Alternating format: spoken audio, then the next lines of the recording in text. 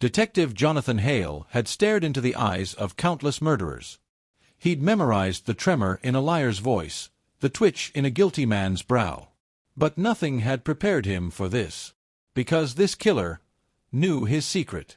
It started, as these things often did, with a single body, found under the pale light of dawn, hidden near the broken remains of an abandoned church. A young woman, late 20s. Cause of death, strangulation. Yet something was off. Carved into her palm was a single word, crudely scratched but deliberate. Jonah. Only Hale understood the meaning. Because Jonah was his real name, the name he'd buried decades ago under sealed records and forged identities. For days, Hale kept this detail from his team. Instead, he worked the scene, gripping his composure like a mask. The victim had no ID. No fingerprints on record. But there was something else, a broken silver locket clenched in her other hand. Inside, a picture of Hale himself, taken years ago. The walls of his mind tightened. Who had given her this? And why? That night, Hale drove to a forgotten address, one he hadn't dared visit in over 20 years. It was an old apartment, long condemned, where he had once lived under his real name. As he stood there, memory and regret seeped through the cracked walls. Then his phone buzzed. A text, from an unknown number.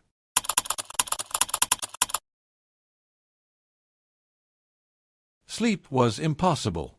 Hale returned to the precinct, where a second message awaited him, GPS coordinates. Against reason, against protocol, he went.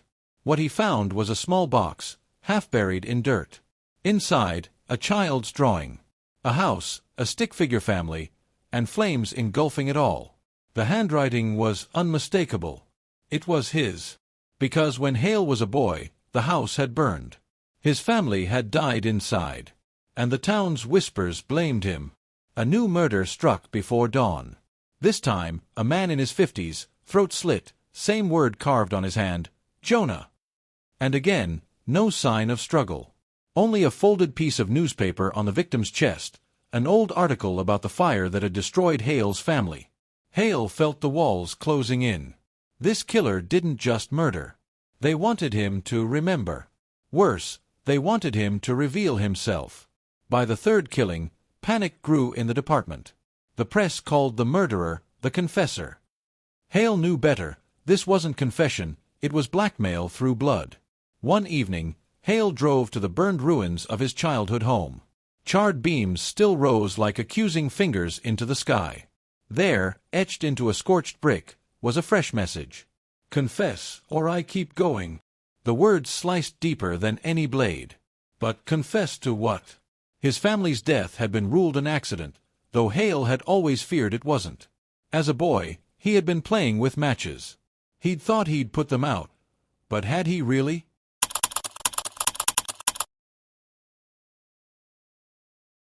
Hale tried to tell himself this was coincidence. That someone was digging into his past, but didn't truly know. Yet the next murder shattered that hope. Because the victim wasn't a stranger. It was Hale's first partner, Detective Marcus Reed. They had worked their first homicide together. Reed had been the only man who knew Hale's real name, and who had helped him bury it. Carved into Reed's hand, again, was Jonah. The killer was telling him, I know everything. Guilt and dread tangled in Hale's chest. If Reed had been silenced, the killer had to be someone close. Someone with access to sealed files, or someone from his past, long thought dead. Then came the call. A voice, distorted by a scrambler, but somehow familiar. Hello, Jonah. It's almost time. Tell them what you did, or watch them all die. The line went dead, leaving only static. Hale drove through the night, retracing every ghost of his past. He found a clue hidden where no one else would look, in the last words of his father's journal, scorched but partly legible. He knows. Even if he was just a boy, he knows. The question burned in Hale's mind, who is he?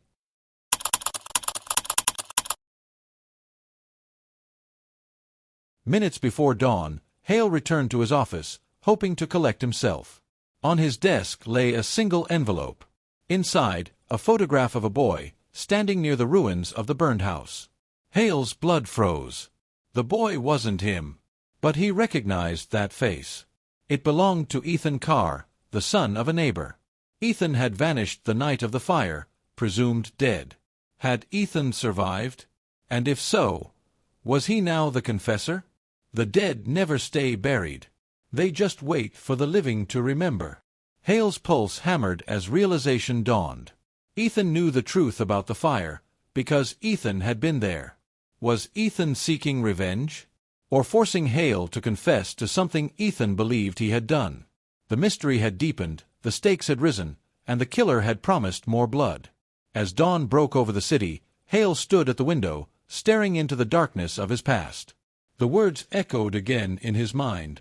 Tell them what you did, or watch them all die. And Hale knew, this wasn't over. Not by a long shot.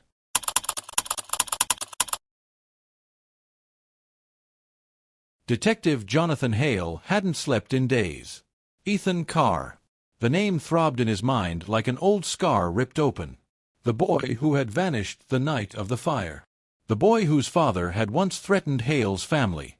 And now, decades later, Hale faced a chilling question. Had Ethan returned as the confessor?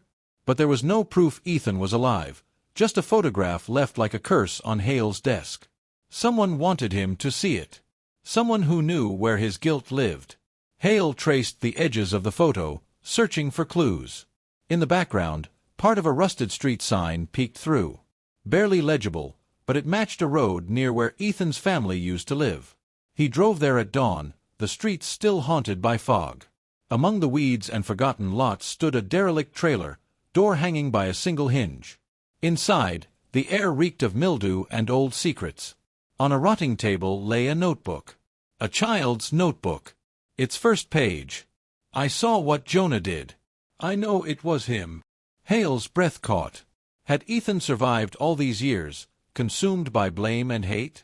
The mind of a child can twist guilt into a weapon sharp enough to last a lifetime. A floorboard creaked behind him. Hale spun around, gun drawn, but the trailer was empty. He could feel it, though. Someone had been there. Watching.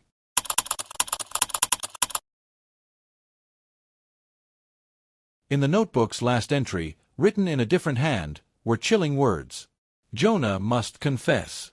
If not, more will die. The killer wasn't just punishing him. They were forcing him to remember, and admit to a crime he'd buried in shadows. Back at the precinct, Hale was called to another crime scene. His heart sank before he even arrived. This time, the victim was Julia Marks, a crime scene analyst and a friend. Julia had helped Hale trace the first clues. Now she lay lifeless in her apartment, hands bound, same word carved, Jonah. Pinned to her chest, the burnt remains of a letter Hale had written as a teenager. A confession, never sent, in which he had blamed himself for the fire that killed his family. As his team worked the scene, Hale's phone buzzed again. A message, from the same unknown number. Hale's heart lurched. The only person left who fit that word was his estranged daughter, Emily.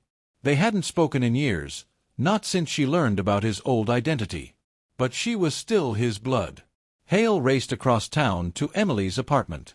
She opened the door, confusion and anger in her eyes. "Dad, what are you doing here?" "There's no time," he rasped. "Someone's targeting people close to me. You're not safe."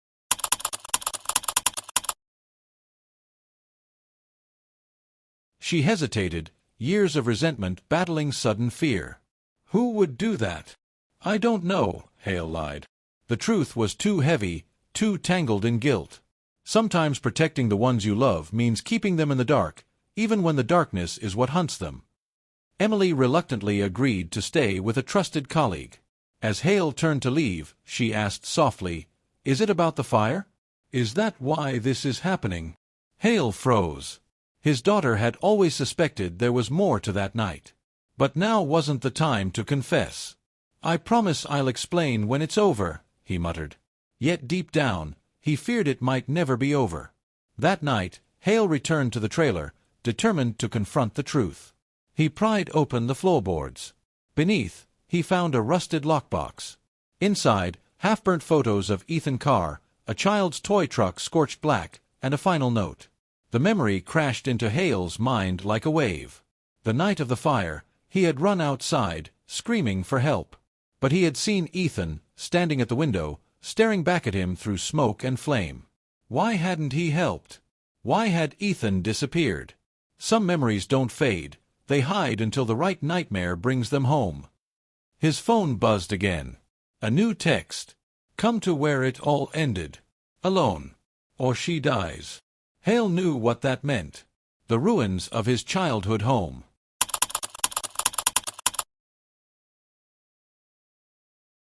Heart pounding, he drove into the night, headlights cutting through dark memories. The ruins waited, silent and accusing. As he stepped onto the scorched foundation, his flashlight caught a glimpse of something new. Spray-painted on the blackened wall. Jonah must confess. And then, movement. A figure, half in shadow. Ethan. Hale called out. The figure didn't answer. But the voice that answered was unmistakable.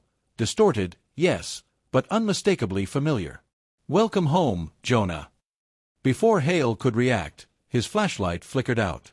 Darkness swallowed him. Then came the sound of footsteps behind him, too soft to be random, too deliberate to be safe. He turned. The figure was gone. Only the echo of the killer's words lingered in the darkness. Confess, or she dies next. In that moment, Hale felt the walls between past and present crumble. All these years, he'd tried to forget. But the past had found him. The killer's next move was clear, and it wouldn't be a stranger. We can only run from the truth until it catches us, breathless and alone. As dawn broke, Hale realized he had to find Ethan, or whoever had become the confessor, before the next life was taken. But how do you catch a ghost from your own past? And worse, what if the truth Ethan wanted him to confess was something even he hadn't dared admit to himself?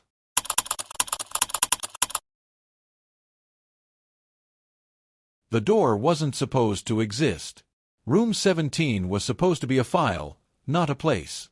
Not a steel-reinforced vault hidden beneath layers of decayed infrastructure, wrapped in rusted chains and old government seals. Yet here it was. Detective Aria Monroe had followed the trail, burner phones, encrypted messages, silent witnesses, and it had led her here. Deep beneath the city. Alone. And behind that door, the phones were ringing. Meanwhile, across town, Harold, the graveyard keeper, had gone missing.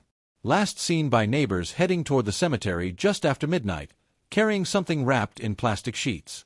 They never found him. But what they did find, buried behind the caretaker's shed, was another coffin. Not one from Evelyn's funeral.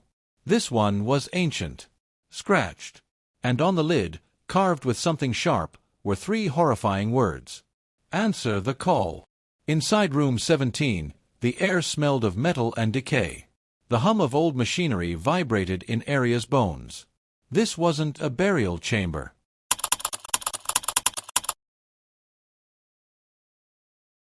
This was a testing facility. Dozens of coffins lined the room, some pristine, others clawed from the inside. Each one wired with ancient telephone cables, rotary phones attached, covered in dust and fingerprints.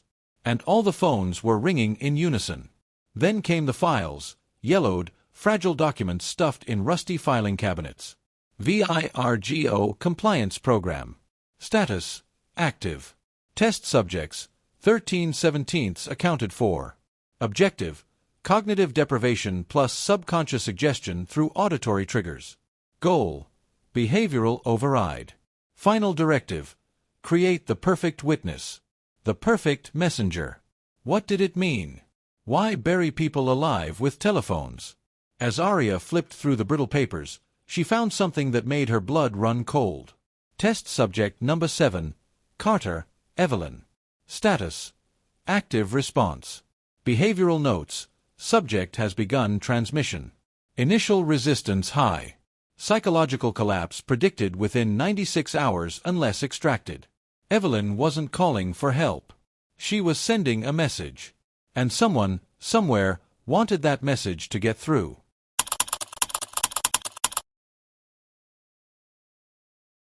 Suddenly, the phones stopped ringing. Silence fell over room 17 like a suffocating hand. Then, one phone began to ring. Only one. The nearest phone, mounted crookedly on the wall, coated with grime, its receiver cracked and frayed. With shaking hands, Arya lifted the handset to her ear. Static. Breathing. And then, "They buried me because I knew the truth, Arya. And now you know it too." Evelyn's voice. But before Arya could respond, another voice cut in over the line. "Male. Come. Deadly. Thank you for answering. We've been waiting for you." Click.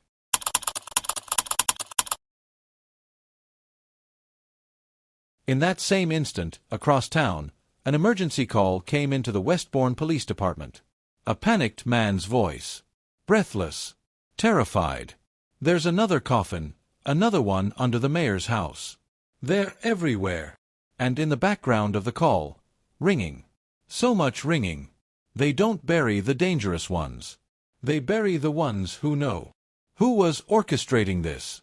What exactly was Virgo trying to accomplish with these hidden graves, these calls, this message? And why, out of everyone in the world, was Evelyn the only one who kept calling?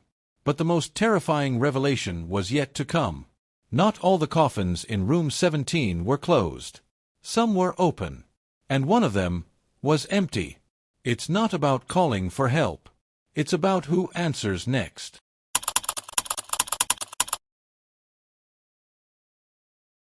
Night swallowed the city as Detective Jonathan Hale followed the GPS coordinates to the burned ruins of the Carr family crypt. Each mile felt heavier, as though the road itself condemned him. At the gates of the cemetery, fog coiled around cracked statues. Hale gripped his gun, but deep down, he knew bullets wouldn't save him, not from the past, and not from the truth. The crypt stood ahead, blackened stone and twisted iron doors. Hale's flashlight beam flickered over broken marble and ash. In the center, a chair, empty, but waiting. And beside it, a figure stepped out from the shadows. Hood pulled low, voice still distorted. "Welcome home, Jonah." Hale's voice was raw. "Is it really you, Ethan?" The figure tilted its head, silent. Hale took a step closer. "You blame me for the fire. I need to know, did I do it? Did I start it?" The killer chuckled, low, bitter. "You tell me. What did you remember?" Hale's heart pounded. The memories had returned in fragments. The night of the fire, his father drunk, screaming, young Jonah clutching the lighter. The rage. The smoke. But what haunted him most came after the fire. Wandering through the ashes, Hale had found Ethan alive. Coughing, burned, but breathing. And Hale had run. Left him there, afraid the boy would tell. Afraid the truth would ruin him. Some sins aren't what we do, they're what we let happen. "I left you to die," Hale whispered, voice cracking. "I was afraid. I was a coward."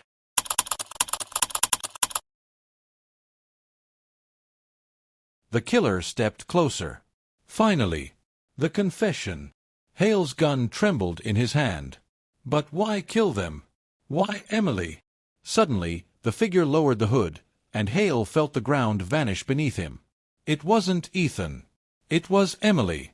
His daughter's eyes burned, not with hate, but something colder. "Hello, Dad." Hale staggered back, gun dropping from numb fingers. "Emily, why?" She lifted the voice scrambler from her neck. "Because you lied to me.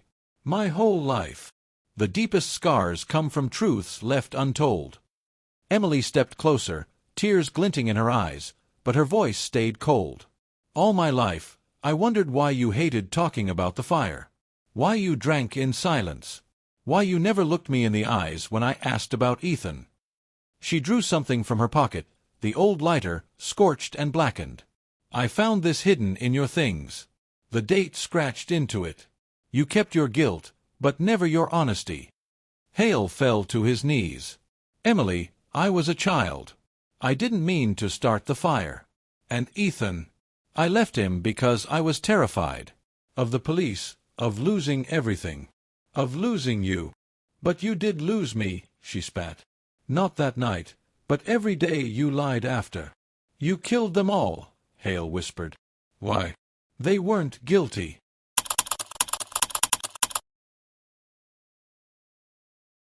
Emily's voice shook. They were your life. Your second chance. I wanted you to feel what Ethan felt, abandoned. I wanted to see if you'd finally speak the truth. Tears streamed down Hale's face. And now what? Will you kill me too? She stepped forward, knife glinting. No, Dad. I don't want you dead. I want you living, with everyone knowing what you did. She raised her phone. A red dot blinked. It's live. The whole city can hear you now. Say it. The wind hissed through the broken crypt, carrying the weight of the past. Hale's voice cracked. I started the fire. I killed them. And I left Ethan to burn because I was afraid. Silence. Emily lowered the phone. That's all I ever wanted. The truth. Justice isn't always about punishment. Sometimes, it's about unmasking what we refuse to see. A sound behind them, footsteps crunching glass. Hale turned. Another figure emerged, older, thinner, face half burned, but eyes unmistakable. Ethan Carr. Alive. Emily's eyes widened. You came. Ethan's voice rasped like broken stone. I watched you, Jonah. All these years. I knew you'd never confess, until someone made you. He glanced at Emily. She did what I couldn't.